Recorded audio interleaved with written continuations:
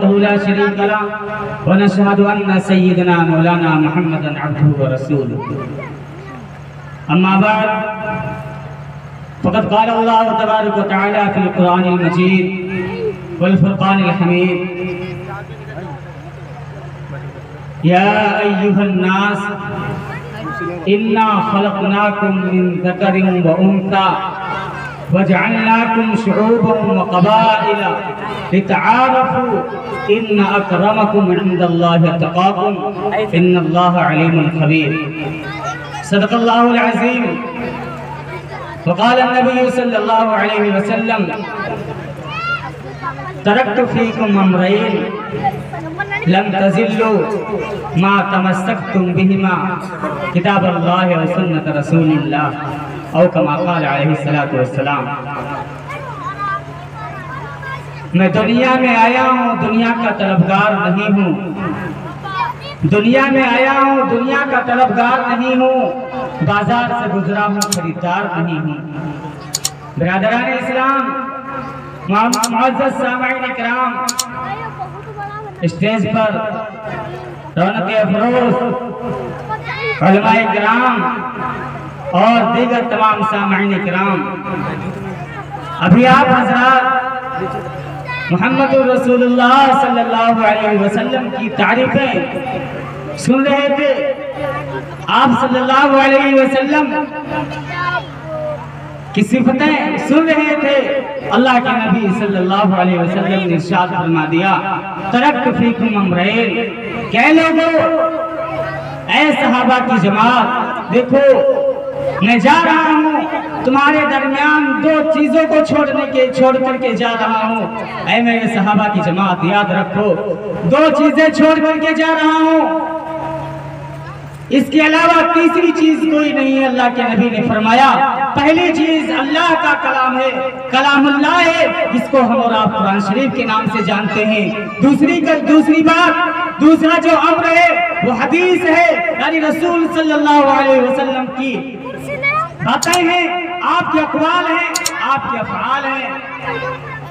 میرے بھائی، اللہ رب العزت کا بہت بڑا احسان و کرم ہوا کہ اس نے ہمیں اور آپ کو اس جلسگاہ میں بٹھایا، اس جلسگاہ میں بلایا.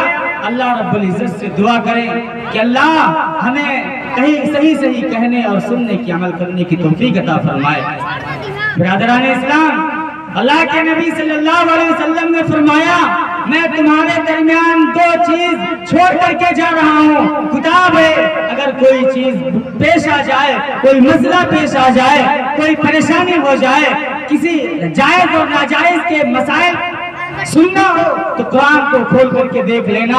اگر قرآن میں وہ چیز نہ ملے تو قرآن میں وہ چیز نہ ملے تو ہمارے صحابہ کی سیرت کو، ہماری باتوں کو، ہمارے اقوال کو، ہمارے افعال کو دیکھ لینا. اللہ کے نبی صلی اللہ علیہ وسلم نے ارشاد فرماتے ہیں یہی وہ قرآن ہے جس کو اللہ رب العزت نے ارشاد فرمایا لو انزلنا هذا القرآن على جبل لرأيته خاشعا متصدعا من خشية الله.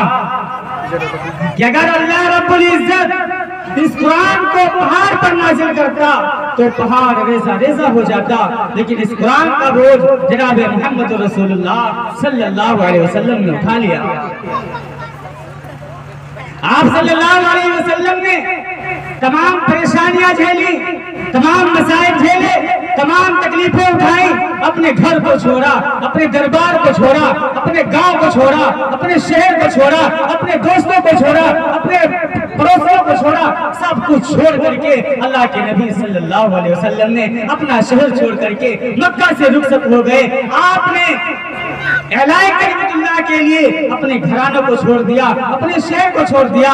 جاتے ہوئے، رخصت ہوتے ہوئے جب گاؤں کے باہر پہنچتے ہیں کہتے ہیں اے مکہ، میرے دل میں تو تھا لیکن تیرے سپوت، تیرے اندر رہنے والے مجھے رہنے نہیں دے رہے ہیں، مجھے مجبور کر رہے ہیں. اللہ کے نبی صلی اللہ علیہ وسلم نے اسی قرآن کو بڑھانے کے لیے، قرآن کو عام کرنے کے لیے، قرآن کو اعلان کلمت اللہ کے لیے قرآن کو بلند کرنے کے لیے اپنے تمام چیزوں کو قربان کر دیا. آج یہ ہمارے پاس جو کلام اللہ پہنچا ہے، یہ تمام پریشانیاں، تمام مصیبتیں ہم سے پہلے جو اسلاف آئے ہیں وہ جھیل چکے ہیں. اللہ کے نبی صلی اللہ علیہ وسلم نے اپنے گھر کو چھوڑا، تمام چیزوں کو چھوڑ کر کے مدینہ منورہ کی طرف ہجرت کر گئے. لیکن میرے بھائی وہاں بھی مکہ والوں نے آپ کا پیچھا کیا، آپ کو وہاں بھی رہنا توبہ کر دیا گیا. آپ سے جنگیں ہوئی، آپ سے جہادیں ہوئی، آپ سے تمام طرح کی لڑائیاں ہوئی، لیکن اللہ کے نبی اور آپ کے ساتھی اور آپ کے سپاہی نے ہار نہیں مانی، بلکہ اعلاء کلمت اللہ کے لیے انہوں نے اپنی گردنوں کو کٹا دیا، اپنی بیویوں کو بیوہ کرا دیا، اپنے بچوں کو یتیم کر دیا، اپنی زمین جائیداد کو اللہ کے راستے میں لٹا دیا. برادران اسلام، ہم یہ سمجھتے ہیں یہ قرآن پاک ہمارے پاس یوں ہی پہنچ گیا ہے. اس کے اندر بہت سی قربانیاں ہیں، بہت پریشانیاں صحابہ کرام نے اٹھائی ہیں، ہمارے اسلاف نے معلوم نہیں کتنی قربانیاں دی ہیں. معزز سامعین کرام، اللہ رب العزت نے قرآن پاک میں ارشاد فرمایا، یا ایھا الناس انا خلقناکم من ذکر و انثی وجعلناکم شعوبا وقبائل لتعارفوا ان اکرمکم عند اللہ اتقاکم ان اللہ علیم خبیر. کہہ اے لوگوں، میں نے کسی کو منصوری بنایا، کسی کو سلمانی بنایا، کسی کو پٹھان بنایا، کسی کو انصاری بنایا، کسی کو ٹھاکر بنایا، کسی کو پنڈت بنایا، کسی کو کچھ بھی بنایا. اے لوگوں یاد رکھو، میں نے یہ اس لیے بنایا تاکہ آپ اپنے دادا کو جان سکیں، آپ اپنے پریوار کو جان سکیں، آپ اپنے رشتہ داروں کو جان سکیں.